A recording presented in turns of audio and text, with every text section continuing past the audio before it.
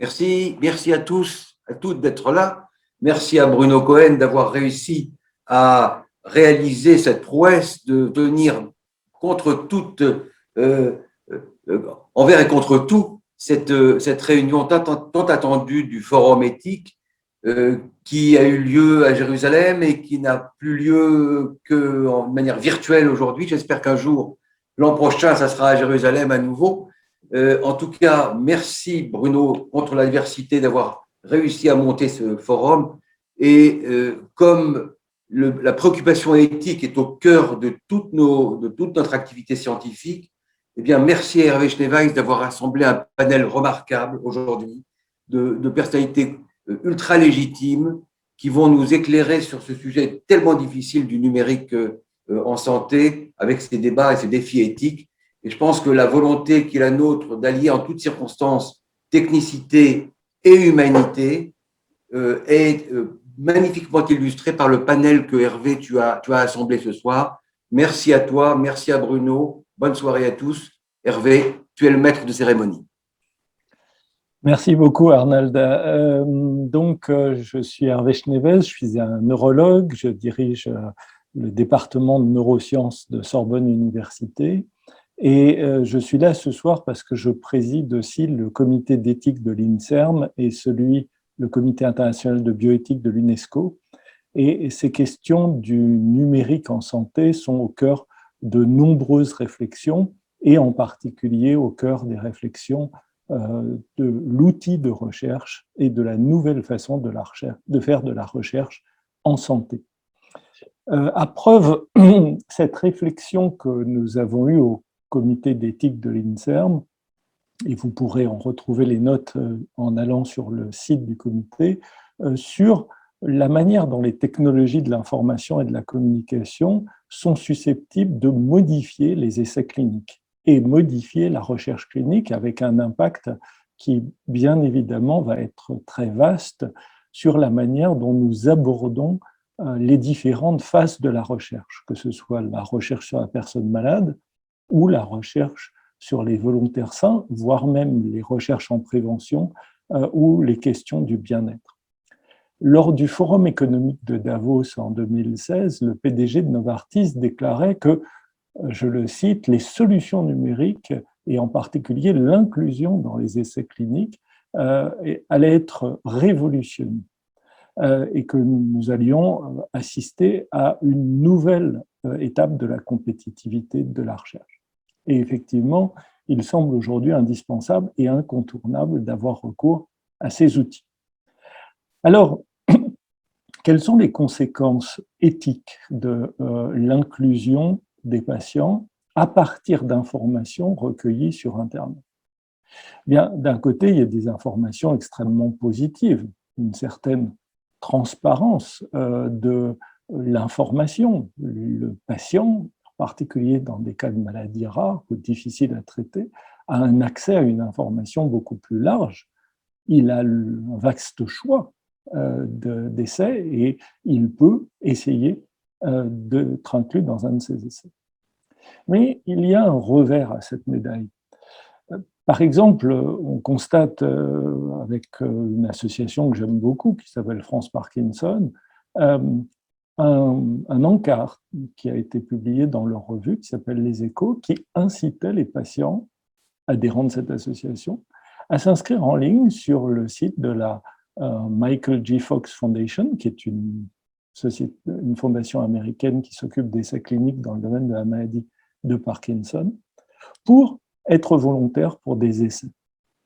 Et donc, avoir accès à une liste d'études, mais aussi de s'inscrire comme volontaire avec un encadrement éthique, encadrement législatif, évidemment bien différent de celui que nous avons en France et en Europe. On voit donc la tension que nous allons avoir entre les avantages qui sont, encore une fois, clairs, d'avoir accès à une meilleure information, à une meilleure connaissance de ce qui est possible. Inversement, pour le recrutement, pouvoir recueillir plus de patients, donc atteindre une puissance de l'essai clinique qui par exemple dans le cadre des maladies rares, pourrait être difficile. Mais de l'autre côté, nos préoccupations sur le plan éthique peuvent porter sur la qualité de l'information préalable à celle qui est délivrée au moment de la proposition d'inclusion. Comment éviter l'exploitation des populations vulnérables et comment permettre à tous d'avoir accès déjà aux outils du numérique?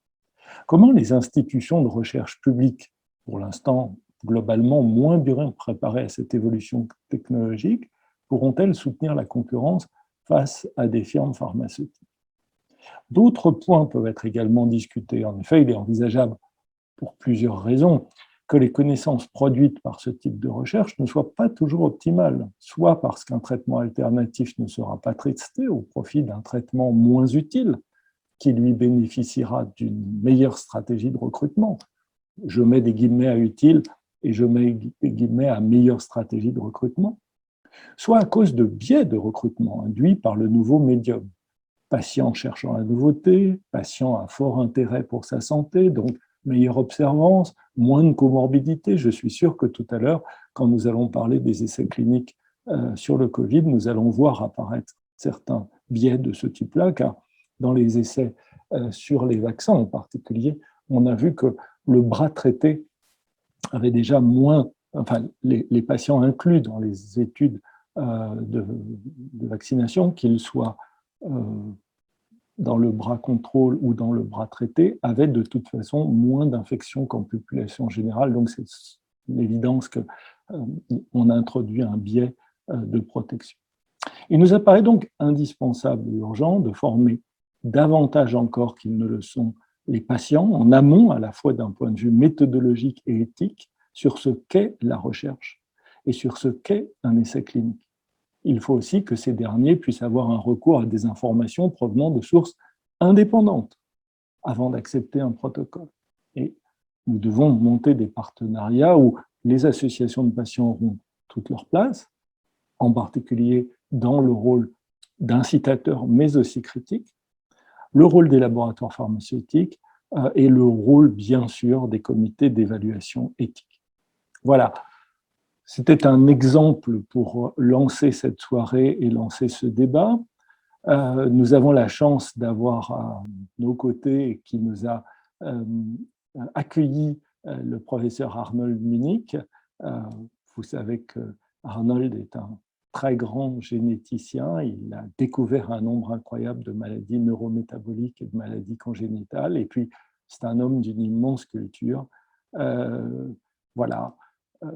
Je ne vais pas citer tous les prix qu'a reçu Arnold, mais contentons-nous déjà de dire qu'il a reçu le Grand Prix de l'INSERM et de nombreux prix internationaux. On va avoir la chance ce soir également d'avoir Amal El-Falah Segrouchni, qui est professeur en intelligence artificielle à Sorbonne Université et qui, dans le même temps, développe actuellement à Rabat, au sein de l'Université Polytechnique Mohamed VI, un centre d'intelligence artificielle qui va devenir le Centre international d'intelligence artificielle du Maroc. Elle est également membre de la commission d'éthique des sciences de l'UNESCO, la COMEST. Nous aurons la chance d'avoir également Pascal Witz, qui est fondateur et PDG de PWH Advisor. Pascal a un long parcours dans l'industrie pharmaceutique et au plus haut niveau.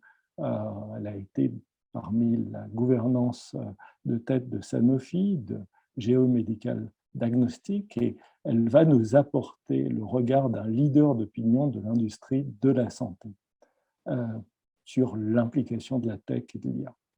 Et puis, nous aurons le regard de la philosophe avec Marie Gaille, qui est directrice de recherche au CNRS, directrice de recherche en philosophie de la médecine.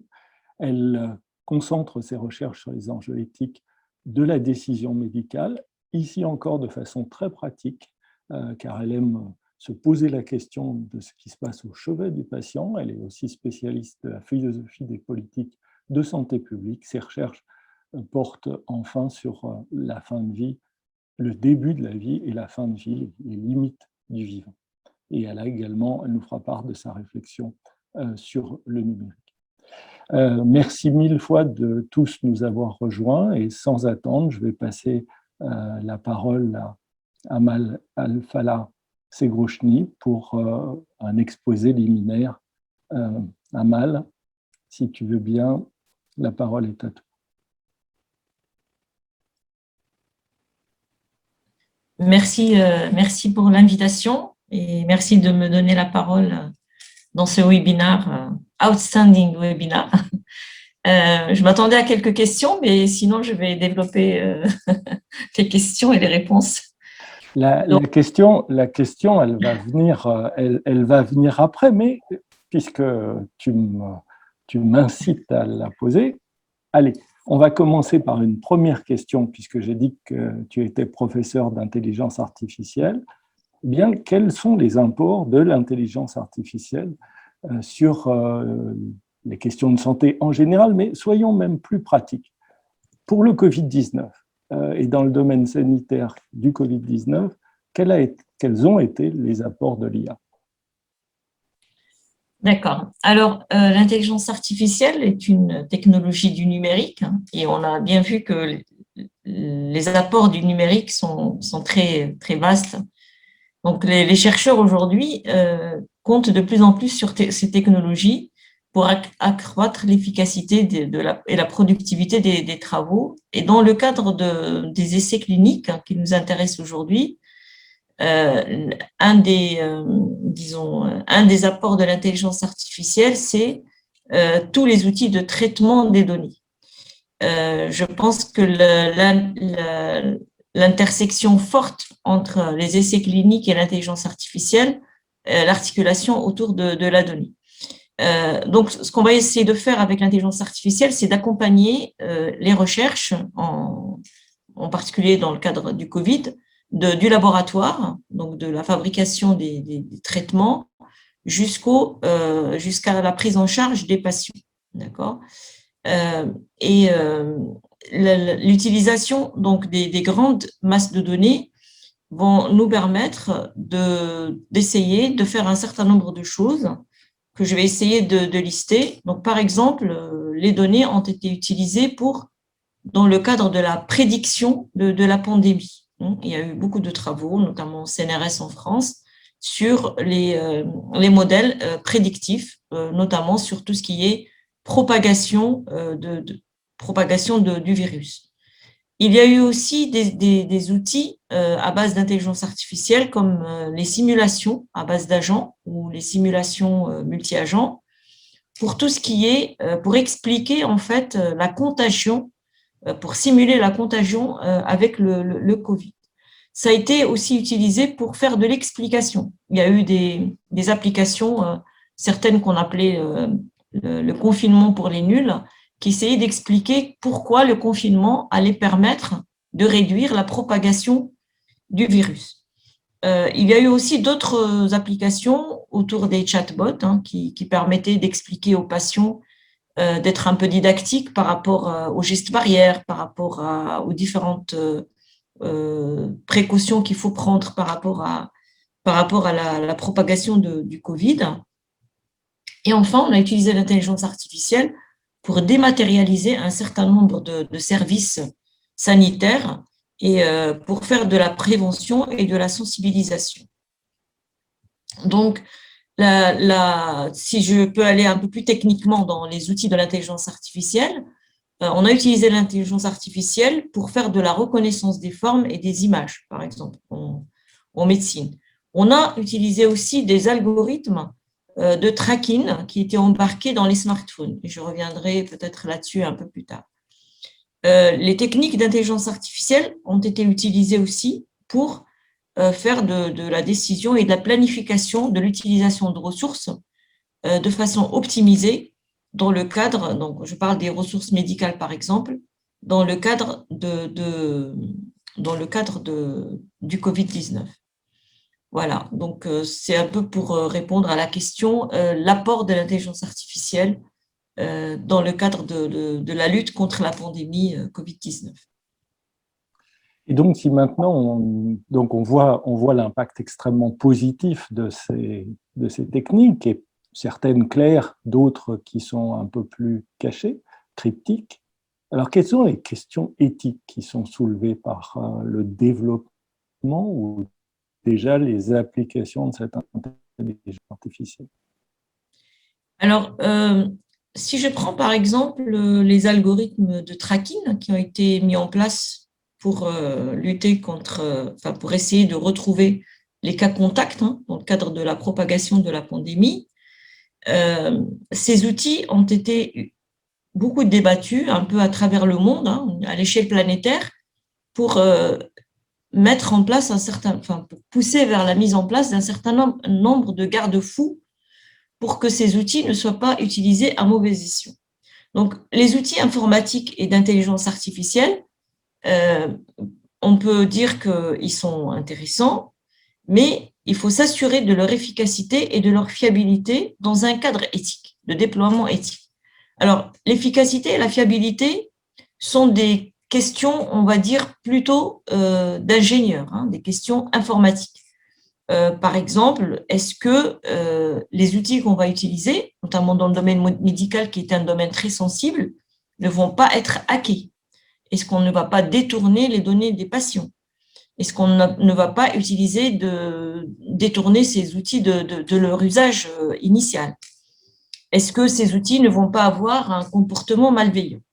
Les questions d'efficacité, c'est aussi, est-ce que ces outils répondent vraiment aux besoins des patients d'un point de vue prévention, détection, bonne couverture, etc.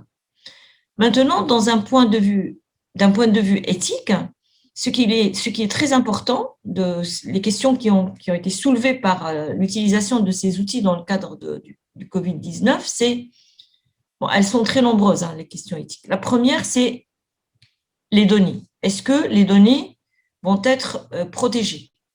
Est-ce qu'il n'y a pas de biais dans ces données-là qu'on va utiliser pour faire des essais cliniques? D'autres questions du type, il faudrait préférer les moyens techniques qui respectent la vie privée. Donc, par exemple, comment s'assurer qu'on va veiller au caractère proportionné de la collecte des données, qu'on ne va pas collecter les données de façon intempestive pour les utiliser pour faire autre chose. Une autre question qui revient sur les données, par rapport aux données, c'est la question des délais légaux de leur utilisation. Jusqu'à quand on doit et on peut garder les données, par exemple, de mobilité des patients qu'on va récupérer dans le cadre du Covid. Et puis, il y a d'autres questions éthiques qui ne sont pas spécifiques au Covid, mais qui sont un peu, j'allais dire, qui reviennent tout le temps, dès lors qu'on utilise des technologies avancées.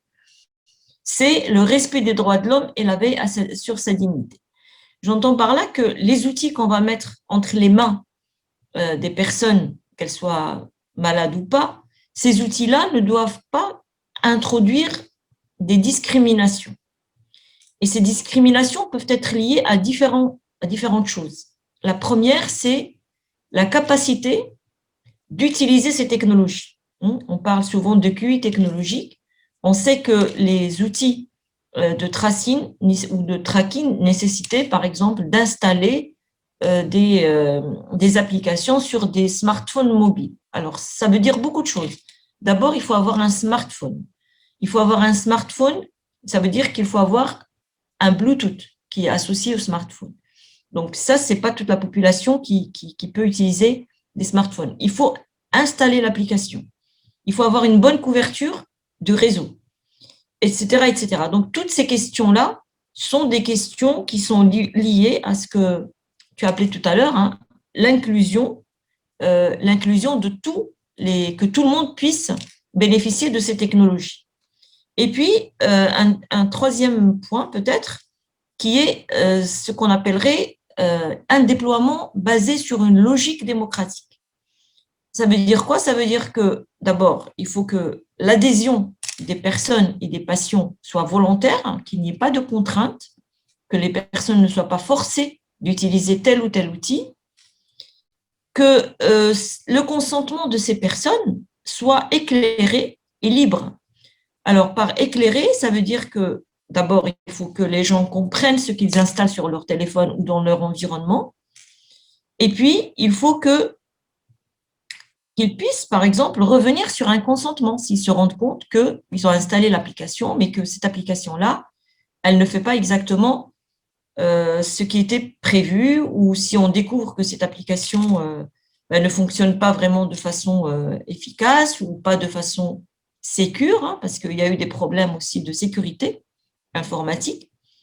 Donc, le déploiement selon une logique démocratique, ça signifie un consentement éclairé, temporaire, sur la base d'informations régulières, et aussi que les personnes soient vraiment au fait de l'impact des technologies qu'elles ont entre les mains. Voilà, donc pour résumer un petit peu les questions éthiques qui étaient posées et qui sont posées au-delà du Covid-19, hein, dès lors qu'on fait appel à des technologies très sophistiquées qui ne sont pas maîtrisées par tout le monde.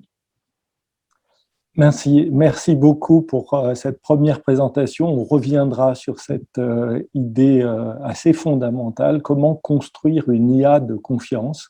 Je pense que tu as posé les jalons des questions et comment à la fois lutter contre la discrimination de certains qui n'auraient pas accès à ces technologies et de l'autre côté, comment construire un système qui soit en confiance. Eh bien, on va passer maintenant la parole à Pascal Witz qui va nous donner un éclairage vu du monde industriel. Comment est-ce que cette révolution de la tech et l'arrivée de l'IA dans le monde de la santé en général, dans le monde des essais cliniques en particulier, est vue du côté d'un industriel du médicament. Pascal?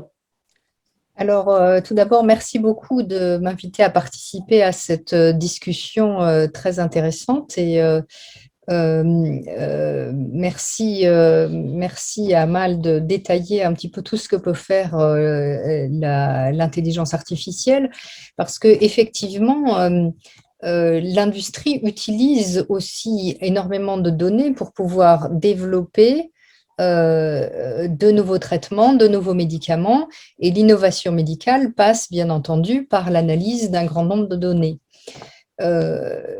Donc, pour cadrer un petit peu, je sais qu'on parle de l'impact du numérique, mais en fait, le numérique, ça vient de… Moi, j'ai tendance à parler de la tech parce que ça couvre l'ensemble. Le numérique vient du fait qu'on a eu une accélération de la puissance de calcul, on a eu une capacité de miniaturisation, on a eu une capacité de connectivité phénoménale, donc on a maintenant des capteurs miniatures qui peuvent transmettre des données et c'est pour ça qu'on a cette explosion de données pour lesquelles on se pose des questions bien entendu éthiques, mais grâce auxquelles on peut mesurer énormément de choses qu'il était auparavant beaucoup plus difficile de mesurer.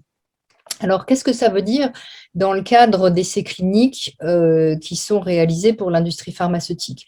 Eh bien, pour essayer de vraiment simplifier, c'est là où précédemment, il fallait absolument que les patients viennent à l'hôpital pour faire un certain nombre de mesures, pour être vus et faire leur assessment au fur et à mesure de l'essai clinique.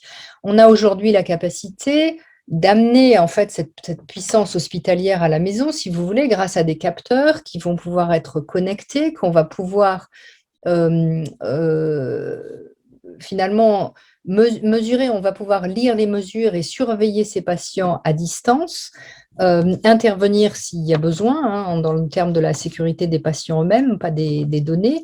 Et ça permet deux choses. Ça permet en fait de simplifier grandement les essais cliniques parce qu'il n'y a pas toujours la lourdeur de faire venir les patients au sein de l'hôpital. Ça permet aussi d'avoir des patients qui sont plus dans un environnement de vie réelle. Un des soucis qu'on a dans la réalisation d'essais cliniques, c'est aussi que finalement, on va tellement encadrer les patients que quand on lance le médicament sur le marché, on se rend compte qu'on n'a pas tout à fait ou pas autant d'effets du médicament, mais parce que les patients sont dans leur environnement de tous les jours.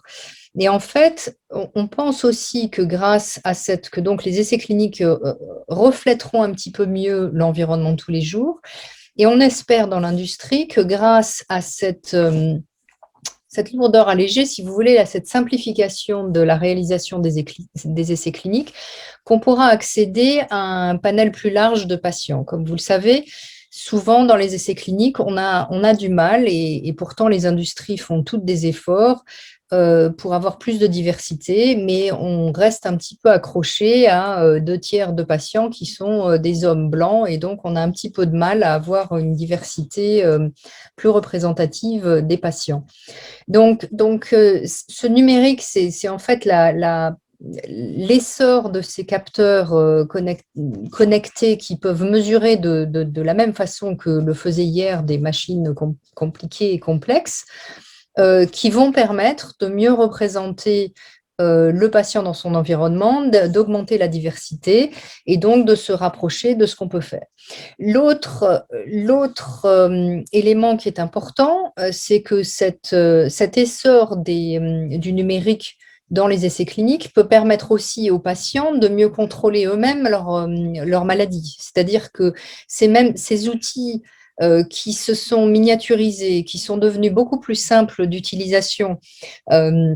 Alors effectivement, dans certains cas, ça nécessite un smartphone, mais en même temps, dans de nombreux cas, la tech est devenue a tellement progressé et devenue tellement sophistiquée que finalement, elle est devenue transparente. On a réussi à la rendre beaucoup plus intuitive qu'elle n'était hier et à mettre aux mains des patients des outils qui leur permettent de mieux gérer leur santé.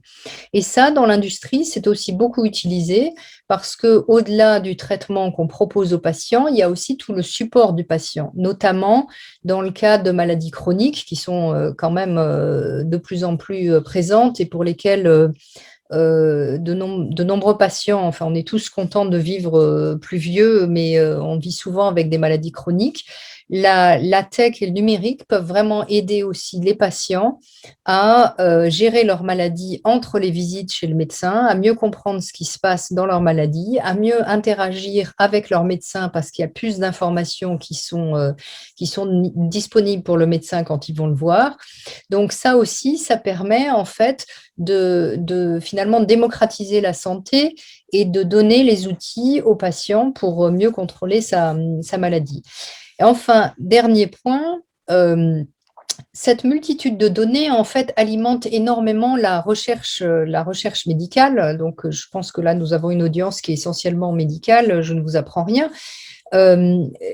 Mais j'ai au cours de ma carrière, été souvent challengée, je vais dire, par des personnes qui me parlaient de la tech comme étant cette espèce d'entité antagoniste. Et quand je leur parlais de la médecine et des progrès qu'on avait fait, ces mêmes personnes me disaient « Ah oui, c'est bien, il faudrait qu'on fasse encore plus. » Mais dans ces cas-là, j'ai eu souvent à confronter les gens au fait qu'on ne peut pas avoir les progrès qu'on a aujourd'hui dans la médecine sans accepter qu'il y ait un partage de données. Il y a donc de plus en plus une nécessité pour les patients, et je pense que Amal en parlait tout à l'heure, de bien comprendre que pour faire progresser la médecine, il faut aussi qu'on soit d'accord pour partager nos données, parce que toutes ces données qui sont enregistrées vont être réintroduites dans les cycles de recherche clinique. Donc pour moi, pour résumer mon propos, et vous me direz si vous avez d'autres questions, pour résumer mon propos, dans l'industrie, l'innovation, en fait, le nombre de traitements médicaux, et je dis traitements médicaux parce que je pense que ça va au-delà des traitements médicamenteux. Il y a énormément de traitements qui vont au-delà du médicament, qui utilisent de la technologie et du numérique pour affiner soit le suivi du patient pour affiner le traitement lui-même, soit pour affiner la dose qui est utilisée, ou tout simplement pour être un traitement lui-même. C'est-à-dire qu'aujourd'hui, on a des solutions thérapeutiques qui sont ce qu'on appelle les solutions digitales thérapeutiques en anglais, qui sont des logiciels de support qui permettent en fait aux patients de mieux gérer leur santé. Et ceux-ci ont aussi été validés dans le cadre d'essais cliniques. Alors, je peux en prendre deux exemples. Il y en a un qui est d'une société qui a développé un inhalateur connecté pour des patients asthmatiques. Et moi-même qui suis dans le domaine et un peu passionnée de tech pour l'apport que ça a dans les traitements médicamenteux, un petit peu sceptiques au départ, ils ont démontré grâce aux essais cliniques que l'utilisation d'un inhalateur connecté qui enregistrait tout un tas de paramètres extérieurs en plus du moment où le patient utilisait son bronchodilatateur permettait en fait au patient de mieux comprendre à quel moment ces crises d'asthme se déclenchaient et donc diminuer de plus de 50% le nombre de visites aux urgences. Donc, augmentation de la qualité de la santé, mais aussi augmentation de la qualité de vie et diminution des coûts de la santé en eux-mêmes. Un autre exemple de l'impact du numérique pour les patients dans le cadre du traitement digital thérapeutique peut être un traitement, il y a une société qui a développé un traitement de neuromodulation pour certaines maladies cardiaques rares qui utilisent ce qui s'appelle le baroréflexe, donc un réflexe neurologique pour les traiter. Et donc tout ça, en fait, découle des progrès de la tech et découle de toutes les analyses de données qu'on a pu faire. Donc, je vais m'arrêter là et vous laisser la parole, Hervé.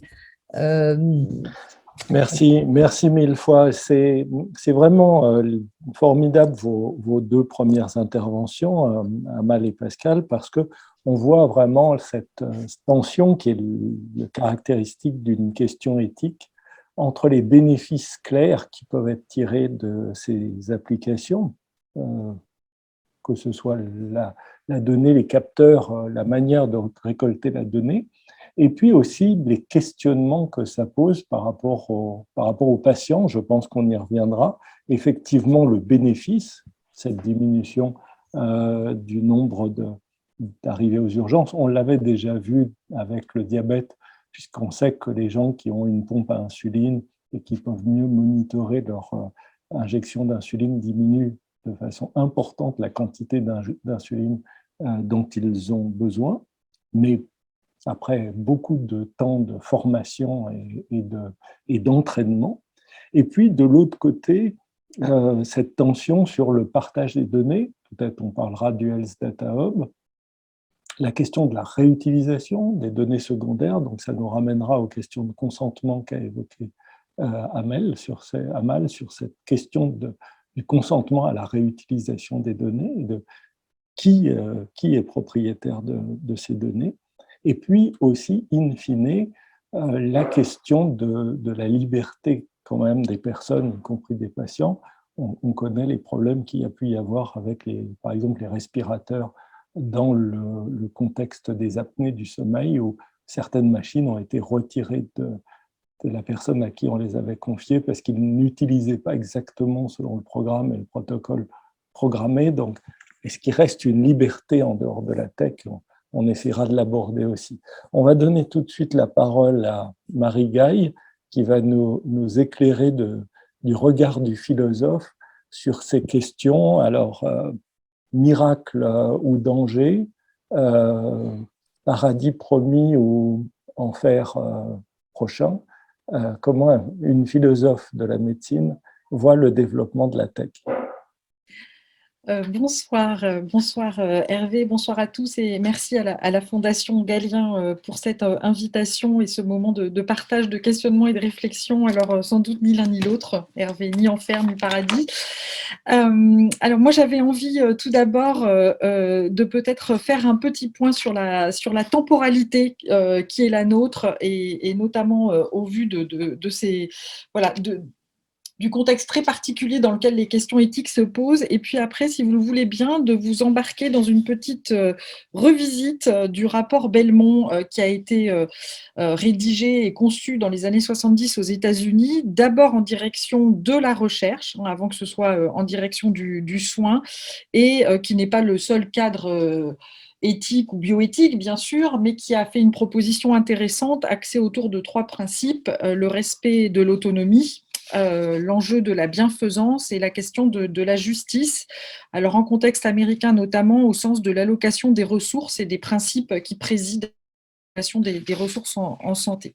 Alors, je voulais commencer par un petit point sur la question de la temporalité, parce que, alors, a fortiori, dans le contexte actuel de la pandémie, mais peut-être au-delà aussi, face aux propositions d'expérimentation clinique fondées sur l'IA, j'ai le sentiment qu'on retrouve de façon très typique un exemple d'une réflexion qui a été développée alors, dès la fin du 19e siècle par des sociologues et des philosophes comme Durkheim, Max Weber, etc., sur l'accélération du temps social, notamment sous la poussée d'innovation technologique, et une réflexion qui a été reprise à la fin des années 2000 par un sociologue allemand qui s'appelle Hartmut Rosa, dans un petit livre qui a été lu bien au-delà du cercle académique, qui s'intitulait « Aliénation et accélération ».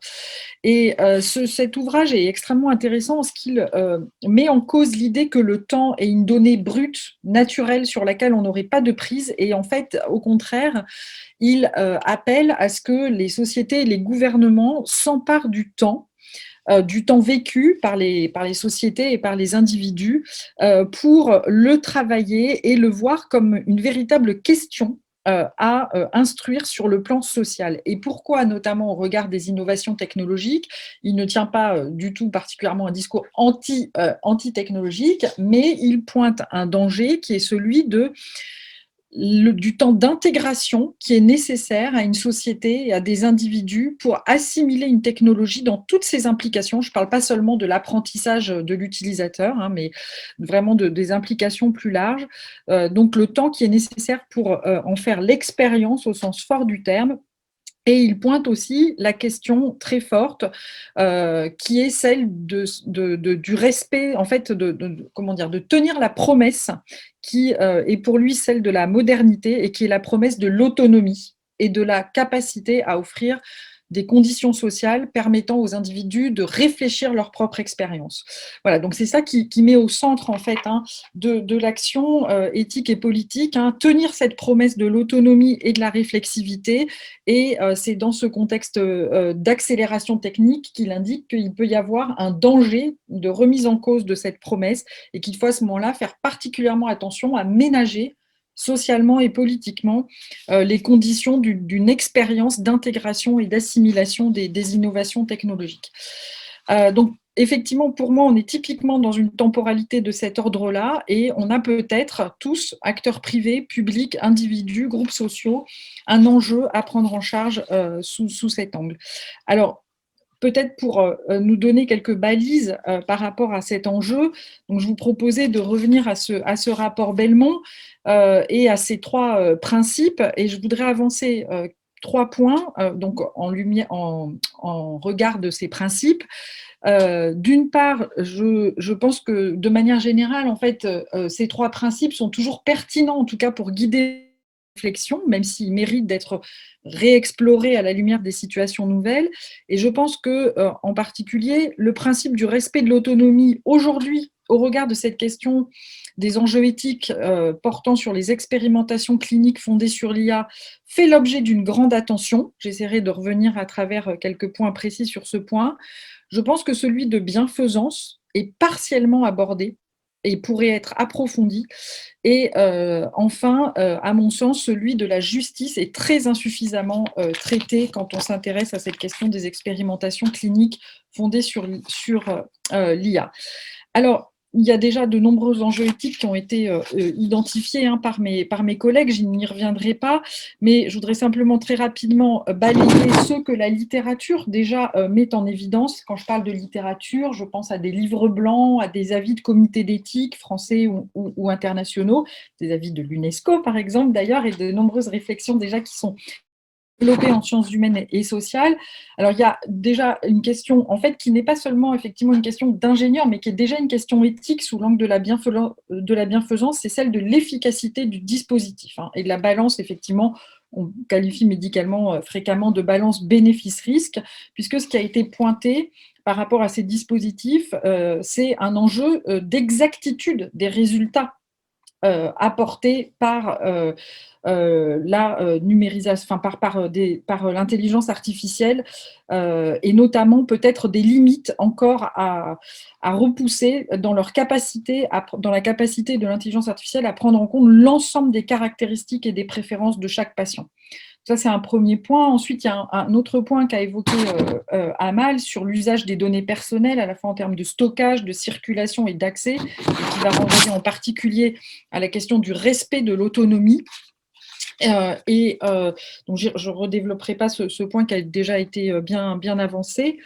Un autre point qui me paraît extrêmement intéressant et qui renvoie aussi à cet enjeu de l'autonomie, mais par une autre porte d'entrée, j'ai trouvé dans plusieurs textes l'idée de reddition des comptes.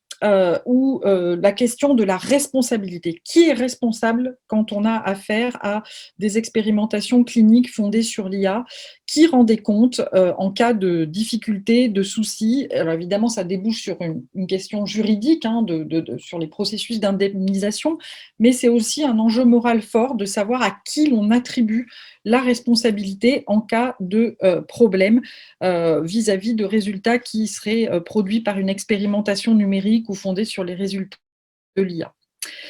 Et puis, je dirais, dernier point sur lequel je voudrais mettre l'accent et qui aussi commence à être bien identifié par la littérature, c'est l'exigence peut-être contemporaine, en tout cas dans certaines sociétés, de répondre à la demande de démocratie sanitaire dans le domaine de la santé. Alors, de façon très générale, il y a 3 ans en France, on a eu la chance d'avoir des états généraux de la bioéthique qui ont vraiment mis en avant de façon extrêmement forte une demande de la part des citoyens d'une information pour permettre à ces citoyens de faire des choix éclairés dans le domaine de la santé, de consentir en connaissance de cause et une demande d'explication en fait par les citoyens. L'UNESCO en 2019 recommande sur ces sujets aussi, met vraiment en avant l'enjeu de l'éducation des populations. Donc moi je pense qu'il faut prendre très au sérieux ces demandes qui ont été exprimées par des citoyens et ces réflexions qui mettent en avant, alors sous des terminologies diverses,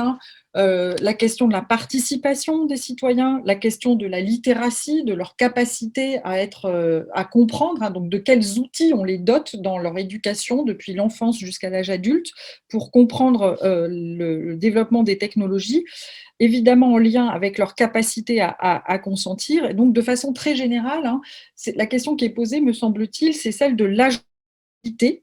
Est-ce qu'on peut continuer à être acteur dans le cadre d'une expérimentation clinique fondée sur l'IA? Et même si ça peut paraître quelque chose d'un petit peu lointain, cette question de l'agentivité me paraît extrêmement importante à poser pour vraiment répondre à cet enjeu du respect de l'autonomie. Alors, il y a des solutions qui ont été avancées, ou en tout cas des propositions qui sont faites, notamment en termes de, je reprends des expressions que j'ai trouvées dans plusieurs textes, de contrôle humain ou de garantie humaine. Il faut continuer à garder à certains points clés de la conception, du processus de déroulement, un regard par souvent des collèges, à la fois des médecins, des biologistes, des patients, qui donc garantiront une forme de réflexivité et de vigilance à un processus fondé sur l'IA.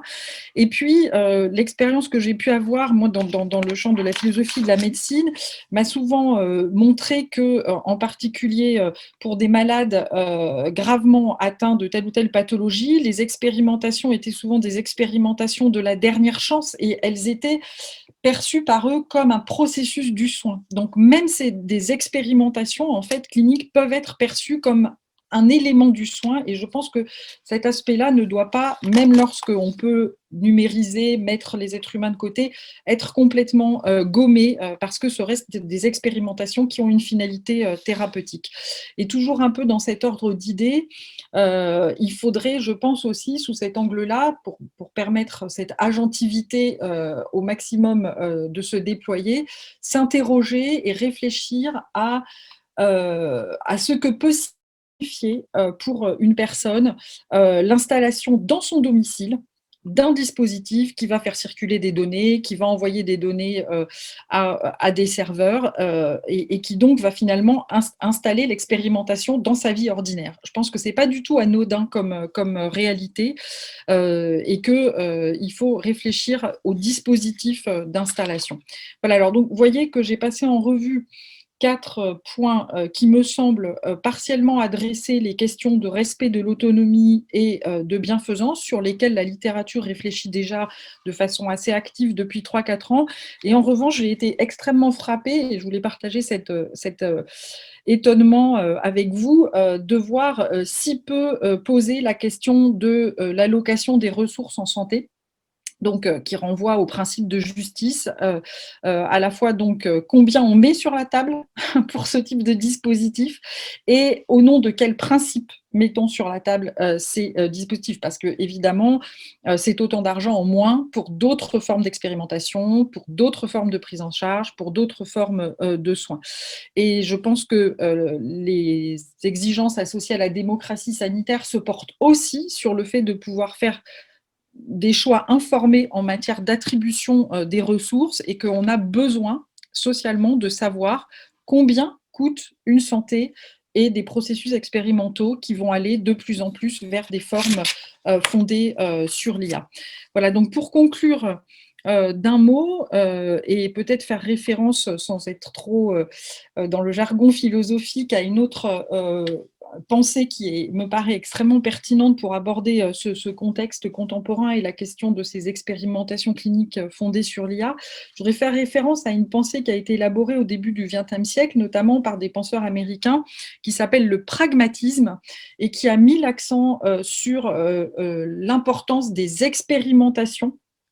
Alors, pas au sens clinique cette fois-ci, mais au sens social et politique, et pour souligner que quand on fait face à des phénomènes nouveaux dans une société, il faut s'accorder le temps de construire, d'expérimenter des dispositifs, etc. Et là, je pense qu'on est vraiment effectivement dans ce type de temporalité, pour revenir à mon premier point, et que avant de s'embarquer de façon très résolue dans une direction, on a besoin de construire des dispositifs, alors qui ne sont clairement pas d'ingénierie hors sol, mais qui sont des ingénieries installées dans leur milieu. On parle aujourd'hui d'ingénierie écologique et d'ingénierie qui serait liée à des approches participatives, incluant notamment les personnes connectées à domicile et peut-être des sujets de la clinique et des professionnels de santé, et donc pour atteindre ce qu'on appelle aujourd'hui l'ingénierie ou le design par expérience vécue.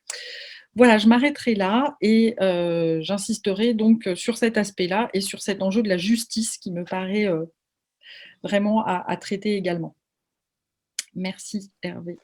Merci mille fois pour cet éclairage et ce panorama.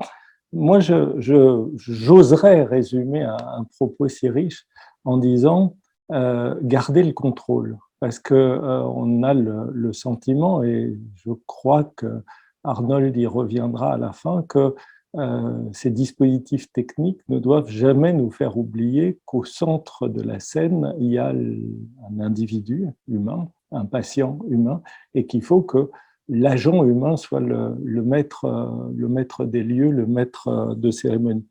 J'entends aussi des principes qui maintenant d'ailleurs sont reconnus à une échelle internationale sur la transparence, ce qui doit être réuni pour rendre la tech et l'IA acceptables.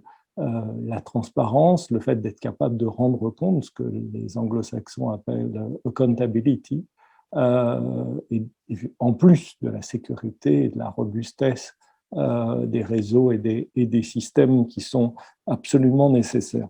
J'ai entendu que tu nous as appelé à la vigilance, et puis cette question fondamentale de l'allocation des ressources, de la justice distributive. Comment est-ce que dans une démocratie sanitaire où on débat des questions de santé, où la santé n'a pas de prix mais elle a un coût, comment est-ce qu'on aborde ces questions?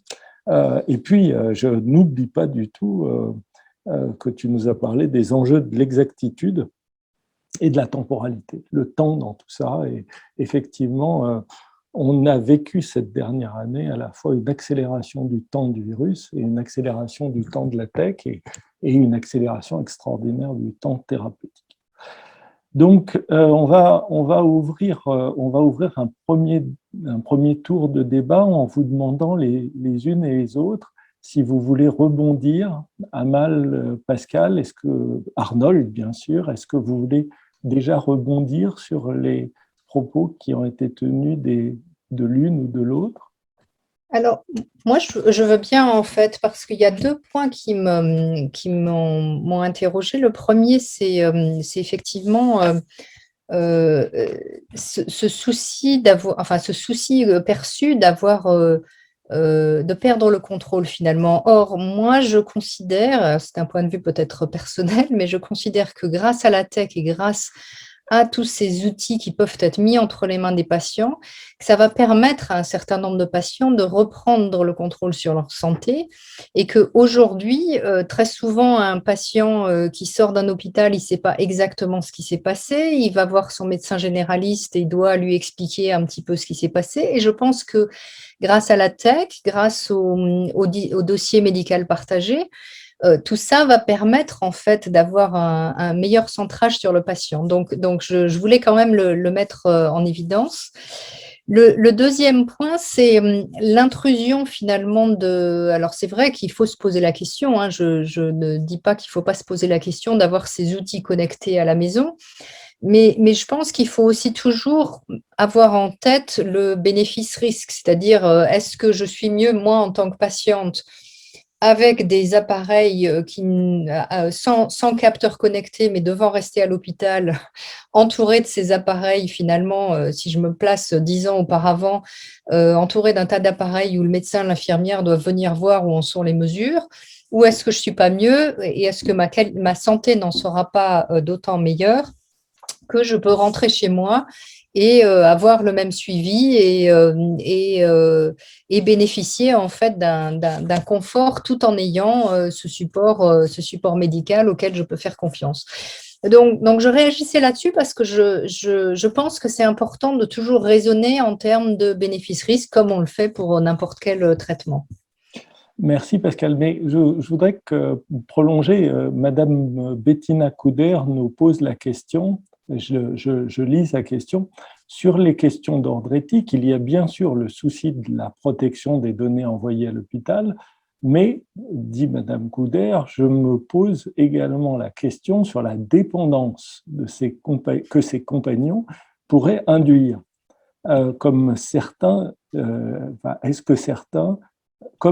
se sentent perdus sans leur téléphone, dit-elle. Est-ce que ces compagnons ne peuvent pas induire un transfert affectif, une dépendance et, question encore plus fondamentale sur le plan éthique, un isolement, les isoler de leur entourage, et est-ce que tout cela ne pourrait pas entraîner un nouveau stress par cette question d'être, au fond, enfermé dans la tech? Alors, parce que vous parlez justement du diabète et de ses outils, et Amal, je m'excuse, je vais essayer d'être bref parce que je vois que vous voulez intervenir. Lorsque j'étais chez Sanofi, j'avais mis en place, avec mon équipe, bien entendu, la joint venture avec la division santé de Google qui s'appelle Verily.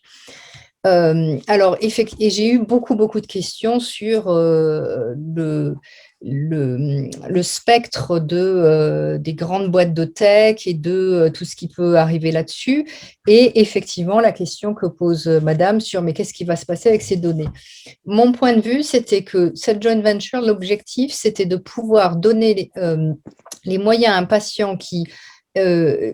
et d'ailleurs, la plupart des patients font comme ça encore aujourd'hui, mais jusqu'en 2015, c'était absolument la seule solution technologique, de se piquer le doigt, de se promener avec une trousse à outils toute la journée pour pouvoir se piquer le doigt plusieurs fois par jour, presser son bout de doigt pour prendre une goutte de sang sur une petite bandelette qu'on met dans un outil qui est aussi gros que le téléphone portable.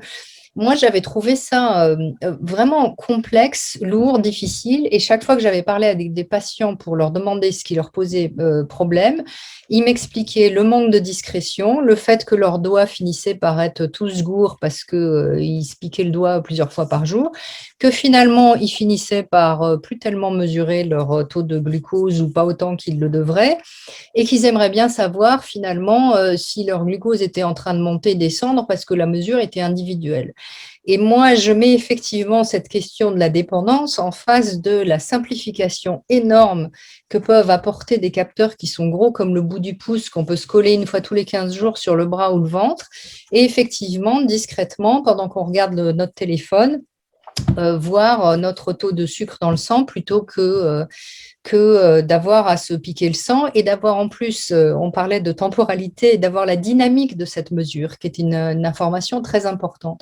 Donc, c'est vrai que cette question de dépendance, pour moi, il y a peut-être un risque que les gens soient dépendants à leur smartphone d'une manière générale, mais quand je mets en regard la simplification de la vie d'un patient diabétique avec les outils qui existent aujourd'hui par rapport à ce qui me semble lourd, complexe et qui en plus ne donne que des informations partielles, moi j'ai tendance à être, alors peut-être que je suis trop optimiste, mais moi j'ai tendance à trouver que le jeu en vaut la chandelle. Voilà. Alors on va écouter, merci beaucoup Pascal, on va écouter la réponse d'Amal, ou la manière dont Amal regarde. Je n'ai pas insisté sur la question de l'accountabilité parce que je voulais faire un ciblage sur le Covid-19, mais en intelligence artificielle, il y a un courant maintenant de recherche sur le rendre compte, l'explicabilité, anti-black box, etc., etc. Donc, c'est aujourd'hui, dans tous les domaines où on utilise l'intelligence artificielle, les clients, dans le cas de la médecine, c'est les patients, souhaitent avoir des explications par rapport à ce qu'ils utilisent, et notamment, par exemple, tout ce qui est prise de décision, par exemple. J'ai le mot dynamique de la mesure ou dynamique d'un certain nombre de choses m'interpelle parce que ça me fait penser aussi à la dynamique des prix, des coûts d'assurance qui peuvent être corrélés à la dynamique des problèmes de santé du patient. Donc, ce qu'on dit, c'est que la tech, elle est très bien, pas que pour la médecine. On n'aurait pas de voiture, on ne serait pas bien, on n'aurait pas de machine à laver, on ne serait pas bien. Il y a plein de domaines où la technologie apporte énormément. Maintenant, dans le domaine de la santé en particulier, c'est quelque chose qui est quand même beaucoup plus proche de l'humain. Et l'intelligence artificielle est une technologie qui est intime, qui va vraiment fouiner dans la parole, dans le faciès, dans la voix. En fait, elle interpelle sur des sens qui ne sont pas d'habitude interpellés par… on va jusqu'au… je ne sais pas, vous le savez certainement, mais par exemple, au Chili, ils demandent à ce que les droits cognitifs soient reconnus comme des droits à part entière. C'est-à-dire qu'aujourd'hui, avec des techniques d'intelligence artificielle, on peut faire des manipulations qui vont très loin au niveau cognitif. Et donc, les patients qui sont des personnes qui ont une vulnérabilité supplémentaire, on peut les manipuler grâce à cause de ces technologies très pervasives et très intrusives. Je vais vous donner un petit exemple. Il y a eu une expérimentation qui a été faite en Allemagne. On a mis des personnes en situation de sympathiser avec des robots.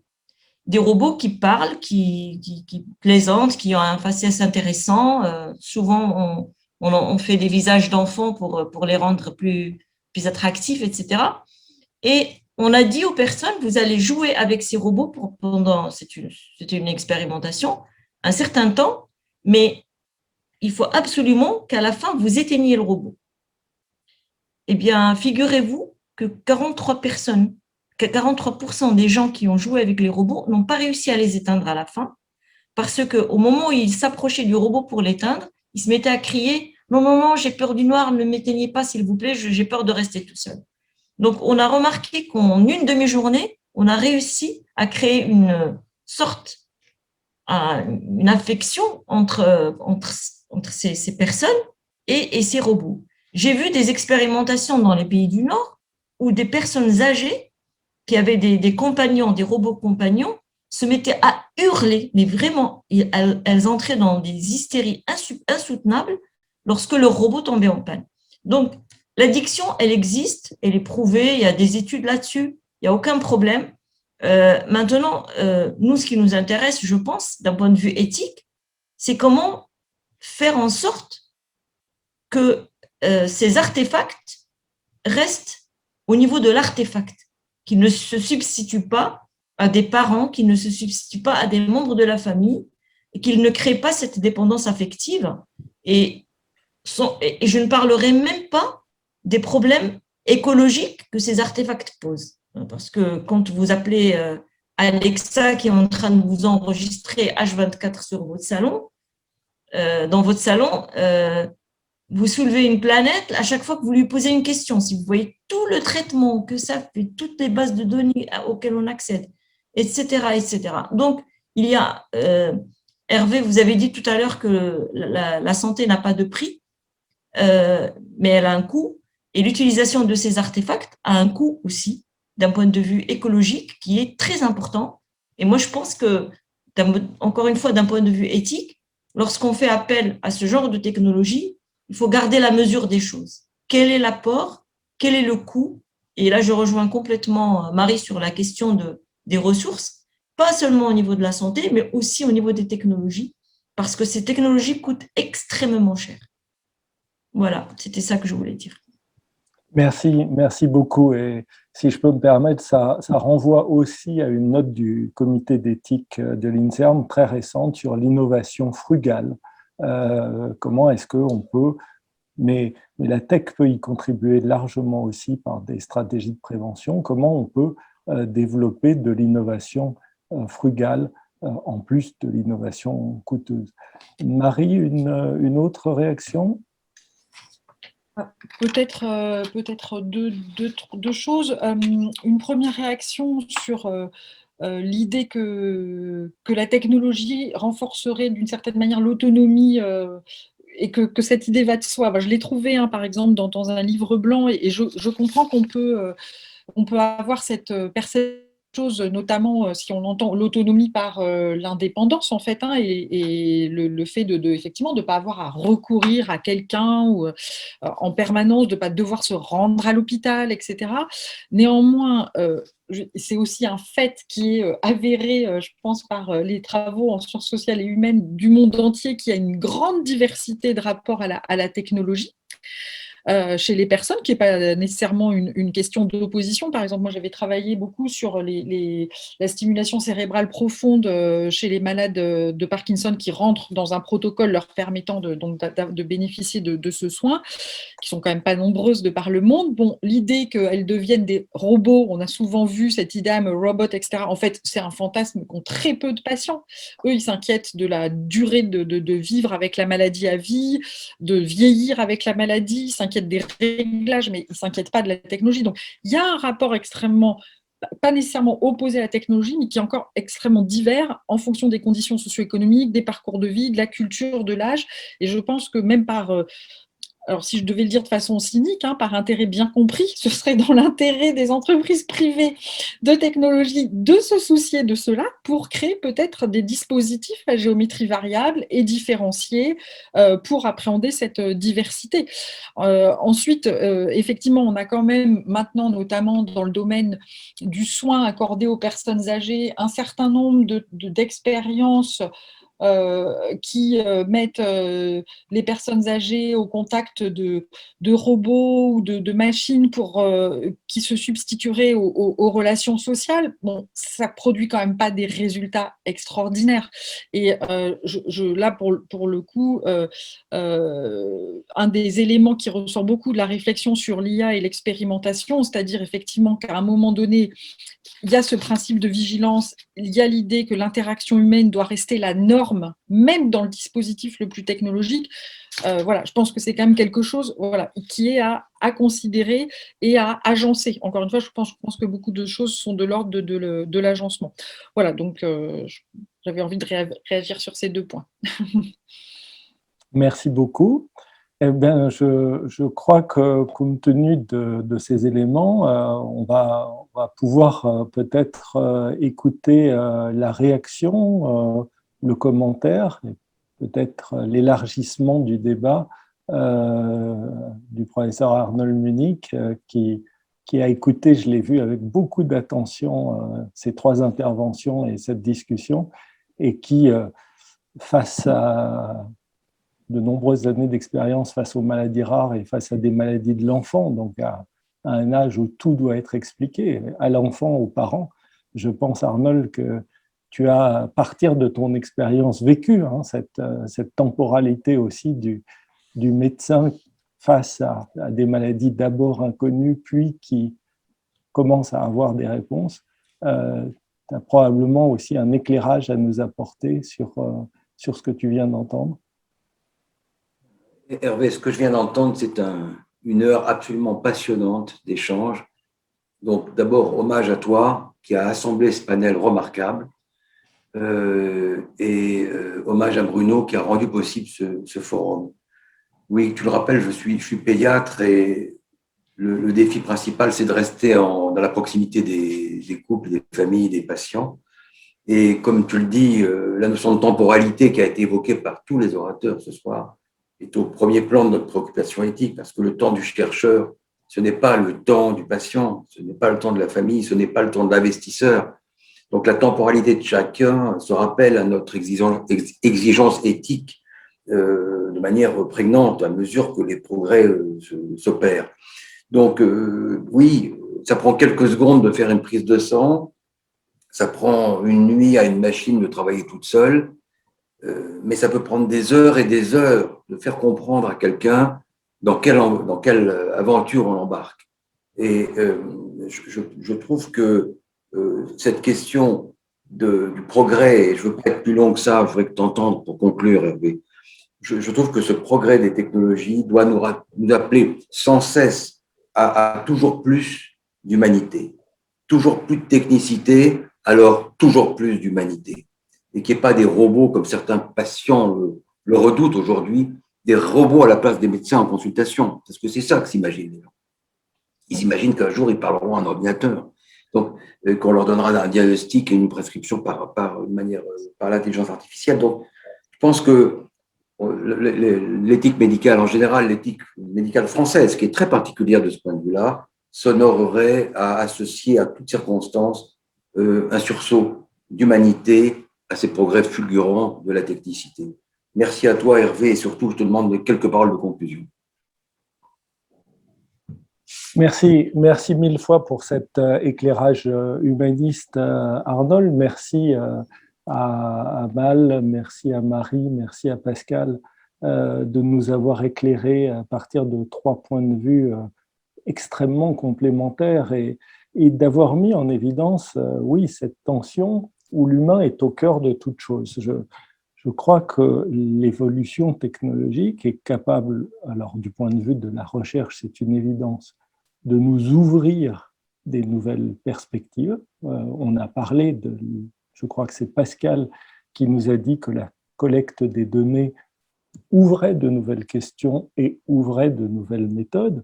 C'est quelque chose, Arnold, que nous connaissons depuis longtemps dans le domaine de la génétique. La technologie génétique a ouvert des possibilités aux médecins généticiens, des possibilités d'abord de tracer la maladie au sein d'une famille, ensuite de découvrir le gène de la maladie, ensuite parfois de comprendre le mécanisme par lequel la maladie avance, se provoque.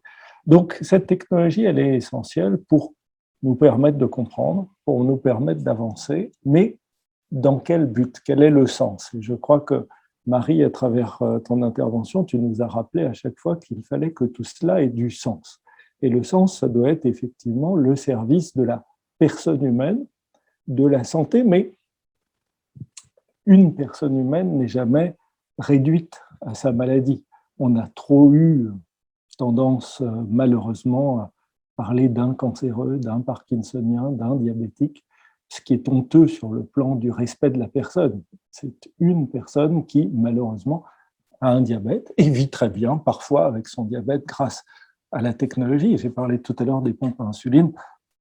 J'ai dans mon entourage des personnes qui sont très fortes dans certains sports, des professionnels remarquables et qui ont des dispositifs de pompes à insuline et de capteurs de glycémie, ce qui les aide énormément. Mais, comme je l'ai dit tout à l'heure, après un entraînement qui a pris parfois plusieurs mois, voire plusieurs années, et donc un niveau aussi d'éducation pour arriver à utiliser ces dispositifs très, très élevés, très nécessaires. Et cette question de l'éducation, cette question de la formation, qui est aussi une question du respect de la personne. Je crois qu'Arnold vient de le dire, des heures pour expliquer, des heures pour écouter, pour comprendre, parce que le rôle du médecin, il est aussi pas seulement de délivrer de l'information, ça, un chatbox pourra probablement le faire très bien, mais surtout d'entendre le questionnement. Et là, Amal, l'intelligence artificielle et la capacité sémantique de comprendre ce que dit le patient, mais pas seulement ce qu'il dit littéralement en mots, ce qu'il cherche à nous dire. C'est ce que nous cherchons à faire dans ces colloques singuliers du médecin avec le patient ou du médecin avec la famille du patient pour essayer de comprendre au-delà du simple mot ce qu'il cherche à dire. Et ça, je crois que ça reste du domaine de l'humain et de l'échange entre deux humains incarnés qui va rester encore pendant très longtemps. Donc, au bout du compte, comment tirer le meilleur bénéfice de la tech au profit de la personne, au profit du patient et au-delà au profit de la société si nous traitons mieux, si nous prévenons mieux, si nous traitons mieux et dans certains cas si nous pouvons développer des innovations frugales. L'INSERM, on a développé une magnifique avec le Nutri-Score par exemple, qui est un magnifique instrument de prévention par la qualité de l'alimentation, et ça nous coûte presque rien une fois que c'est mis en place. Donc, comment est-ce que nous pouvons tirer le meilleur bénéfice et nous prémunir des risques pour l'autonomie de la personne, pour les données privées? Voilà les grands enjeux de savoir utiliser la technologie, savoir à mal développer la technologie, puisque nous n'en sommes qu'au balbutiement de l'intelligence artificielle, et donc au service de la personne, avec toujours le contrôle de la personne, sous le regard de la personne, au service du patient. Voilà les grands enjeux éthiques de ce numérique en santé.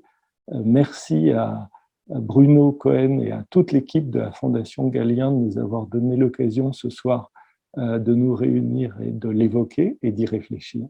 Moi, j'ai appris beaucoup en vous écoutant. J'espère que nos auditeurs l'ont également fait. Je vois avec grand plaisir que le chiffre, au fond, n'a pas varié d'auditeurs du début à la fin, ce qui veut dire, mesdames, que vous avez été passionnants, ce qui veut dire, monsieur le professeur Munich, que vous avez été passionnant.